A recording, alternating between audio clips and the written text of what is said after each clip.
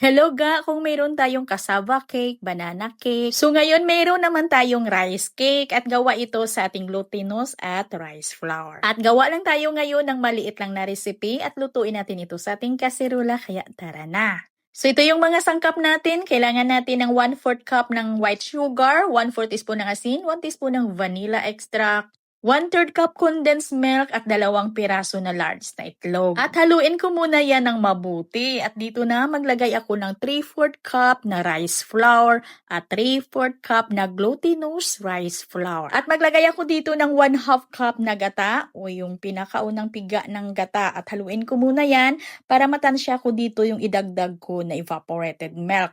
At dito nga naglagay ako ng 1/3 cup na evaporated milk at 2 tablespoon na melted margarine. At haluin lang para mag-well combine yung mga ingredients natin at kuminis yung mixture. At yung hulmahan natin ay banyahan lang natin ng medyo makapal na margarine or di kaya shortening at sinukat ko ito. Meron ako ditong 10/7 na lagayan.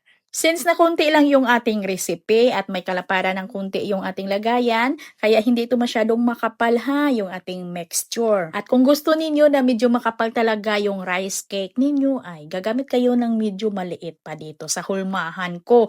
At ito nga, niluto ko lang ito sa ating kaldero or kasirola pala na walang tubig. Naglagay lang ako ng patungan. At lutuin lang natin ito sa katamtamang lakas ng apoy ng ating kalan.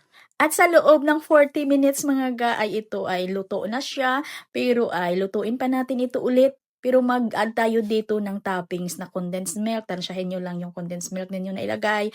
At maglagay tayo dito ng grated cheese. At lutuin pa natin ito hanggang sa mag-melt yung ating toppings sa ibabaw at mag-golden brown din yung mga bandang gilid. Ay, grabing naagyan, Inday. Napasok pa ako dito sa takip ng ating kasirola. At ito nga, medyo nakulangan pa ako sa kanyang pagka-golden brown sa ibabaw na hindi pa masyadong luto yung ibabaw. Ay, lutuin ko pa ito sa another 10 to 15 minutes. At pag nagluto talaga tayo dito sa improvised oven, kasirola or kaldero man dyan or kawali man dyan, ay tansyahin lang talaga natin.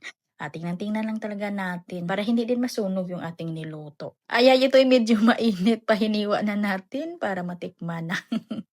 Saktong tamis lang ka at ang sarap ha, promise, try nyo.